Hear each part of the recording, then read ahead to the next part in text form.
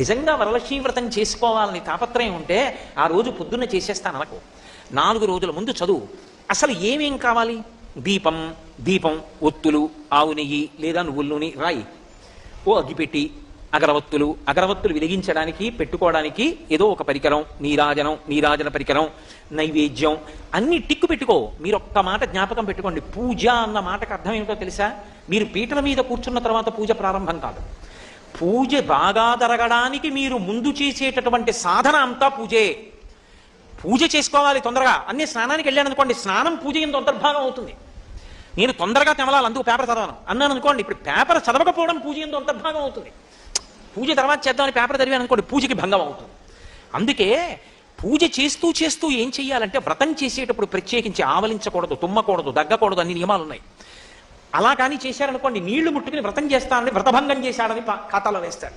పోతన గారు భాగవతం